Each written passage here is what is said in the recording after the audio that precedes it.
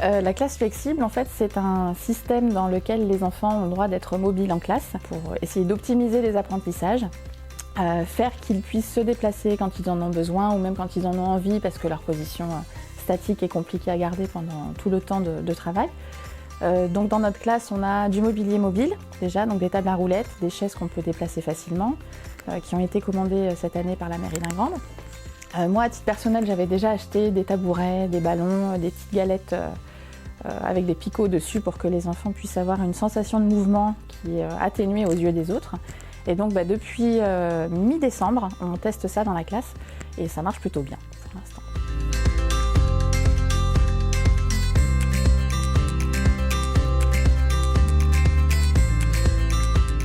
Donc à la classe flexible, j'ai souhaité ajouter un plan de travail parce que depuis plusieurs années, je trouve que c'est compliqué de gérer les différences entre les enfants, que ce soit des différences en termes d'apprentissage ou en termes de comportement en classe. Donc il fallait que je trouve un système qui me permette à moi d'être présente pour chacun d'eux, mais qui leur permette aussi d'acquérir une certaine autonomie, dont ils ont forcément besoin pour les années à venir. Et donc le plan de travail, c'est ce qui m'a semblé le plus efficace en termes de gestion du groupe tout entier, mais aussi de l'individu. Donc ils ont chacun une liste de choses à faire, de tâches à effectuer pour 2 jours pour l'instant. Donc ça, j'aimerais le pousser à la semaine au fur et à mesure de l'année. Les plans de travail ne sont pas forcément les mêmes selon les enfants. Il y a des petites étoiles qui leur indiquent quel plan ils doivent suivre. Donc ceux qui sont plus en difficulté forcément ont des tâches soit réduites, soit facilitées dans le temps aussi, avec des supports supplémentaires ou moins de tâches d'écriture à effectuer par exemple. Il y a beaucoup d'élèves aussi qui sont zappeurs, on va dire. Ça, je pense que c'est dans toutes les écoles maintenant. Ils ont du mal à fixer leur attention sur une tâche pendant longtemps et du coup, l'exercice au tableau avec l'enfant qui recopie sur le cahier, ça devient compliqué. Et c'est pour ça que je me dis que fractionner les choses et leur laisser le choix de l'activité qu'ils veulent réaliser, pour certains, pas pour tous, il y en a qui sont très guidés. Alors, assieds-toi. Est-ce qu'il y a un truc qui t'embête là pour aller tout doucement comme ça? Non, ça va? Oui. Parce que là il est quand même 10h et t'as fait que 2 lignes. Donc il va falloir accélérer un petit peu Mathis. Sinon tu sais que si tu prends trop de retard, tu pourras pas faire les dernières activités qui sont celles qui vont te plaire le plus. Ouais, on y va? Je reviens dans 5 minutes. J'ai une ligne de rempli. Top chrono. C'est parti. Allez vite, vite, vite. Mais ce choix, ça leur permet aussi de commencer avec une notion de plaisir et d'arriver en classe en se disant je sais que je vais pouvoir commencer par ce que j'aime. Ce que j'aime moins, soit je le fais d'abord pour m'en débarrasser, soit je le ferai en dernier parce que voilà, je vais avoir plus de mal, j'aurai besoin de la maîtresse ou d'un copain. Mais ça leur laisse une liberté et une flexibilité aussi du coup dans les apprentissages qui à mon avis peut être que bénéfique parce qu'ils viennent vraiment en ayant envie de faire les choses.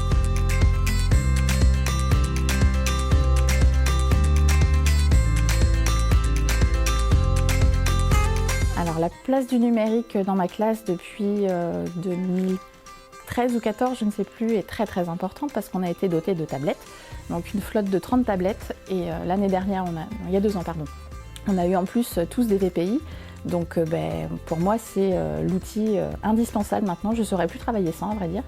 Et ça prend tout son sens justement dans la classe flexible et dans les plans de travail parce que ça permet de dispatcher les enfants sur des activités variées. Donc il y a effectivement des jeux comme on a pu voir chez certains enfants, mais il y a aussi tout un travail avec des sites qui proposent de créer des plans de travail en ligne, donc ça c'est classe numérique.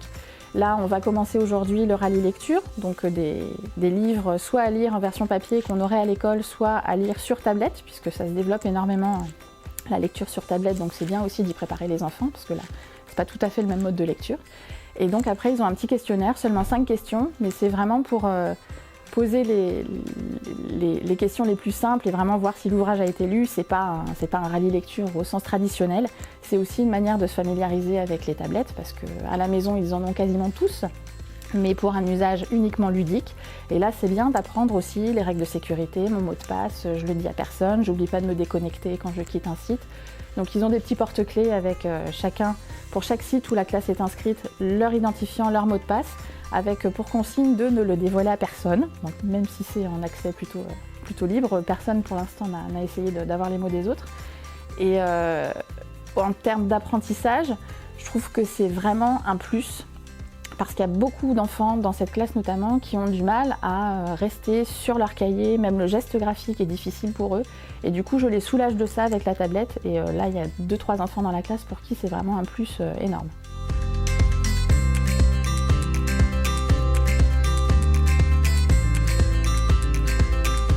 Alors pour suivre l'avancée des plans de travail, les réussites ou les échecs entre guillemets des élèves, moi je ramasse tous les cahiers le mardi soir et le vendredi soir, je les ramène à la maison et je coche tout ce qui a été réussi du premier coup, où je vois quand moi je suis intervenue sur l'exercice.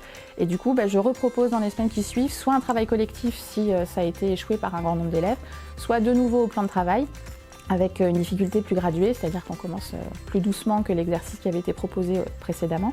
Alors ça c'est la même que celle que vous aviez à faire vendredi. Vendredi, il fallait juste placer les repères. Vous vous rappelez? C'était très facile. Voilà, du coup j'ai vérifié, il n'y a pas eu d'erreur trop, donc ça va. On passe à la deuxième étape. Il va falloir encore placer les repères, donc c'est les mêmes que l'autre fois. Sauf que maintenant il va falloir intercaler ces nombres-là. Et je vois après aussi sur classe numérique justement, où je peux différencier tous les exercices des élèves. Là vraiment chacun a son propre chemin à suivre. Et grâce à ça, je peux avoir un suivi vraiment personnalisé, là pour le coup, même individualisé, parce que c'est très possible qu'à la fin de l'année, plus personne ne travaille les mêmes notions, chacun avance à sa vitesse. Donc là, comme on n'est qu'au début, ça fait 2 mois à peine qu'on a commencé, c'est vrai que les plans de travail se ressemblent encore énormément, mais au fur et à mesure, j'aimerais bien que chacun travaille les compétences qu'il est capable d'atteindre, même si elles sont au-delà du niveau actuel de la classe, quoi. C'est ça l'objectif final.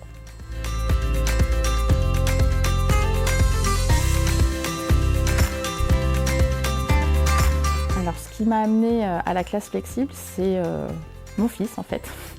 Parce que j'ai un garçon qui suit très bien à l'école, mais qui ne se satisfait pas de ce qu'on lui propose en classe et qui a besoin d'avoir des activités variées, qui aime bien changer d'activité quand il a fini parce qu'il a compris l'exercice, il n'a pas besoin d'en faire 10. Et moi aussi, parce que il se trouve qu'à la maison, j'ai un magnifique bureau, mais je préfère travailler sur mon canapé. Je suis plus confortable, donc ça paraît bête comme ça, mais je me dis, si à moi, ça me procure davantage de confort d'être sur mon canapé pour travailler, pourquoi j'obligerais des enfants à rester 6 heures sur leur chaise? Et tout ça mis ensemble, quand on se confronte à des classes chaque année qui comportent 1 ou 2 enfants comme ça, qui ont vraiment la bougeotte et qui ont ce besoin absolu de se déplacer ou d'aller chercher un crayon, quitte à le faire tomber exprès pour pouvoir se lever et le ramasser, et petit à petit on se dit, voilà, ce public-là, il est en augmentation constante, donc il va bien falloir que moi je m'habitue parce que je ne pourrai pas les changer eux. Donc là c'est à moi de faire le boulot et d'aller dans leur sens et de proposer ça. Comme en maternelle où on peut se déplacer selon le coin où on veut aller, l'atelier qu'on doit faire, etc.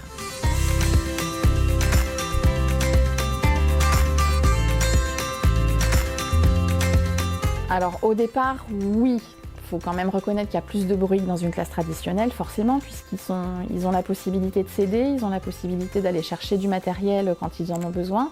On a tout un meuble de maths, par exemple, avec plein d'outils auxquels les enfants peuvent se référer quand ils en ont besoin. Donc oui, le mouvement et le tutorat ou l'entraide fait que forcément il y a un petit peu plus de bruit. Mais après, voilà, ça reste très raisonnable et c'est dans leur intérêt. C'est pas un bruit de bavardage, c'est un bruit vraiment de travail.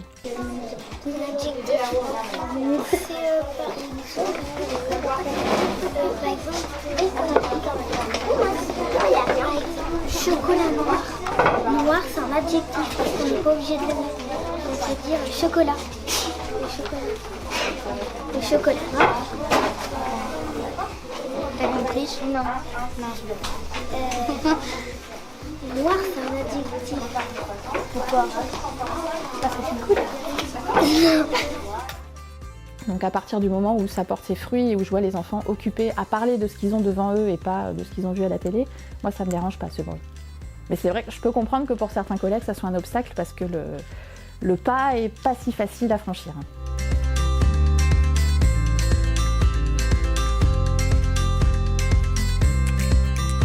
Ah non, jamais je reviendrai en arrière, non, parce que c'est un mode de fonctionnement qui, à mon avis, leur plaît. Et je pense que le bien-être à l'école, ça va être dans les années à venir la fonction déterminante de la réussite des enfants, parce qu'il y a beaucoup d'enfants qui se mettent un obstacle. Dès qu'ils franchissent la grille, ils ne sont plus eux-mêmes, ils sont coincés, ils sont en position « je suis l'élève, je dois écouter, obéir » et ils n'y arrivent pas.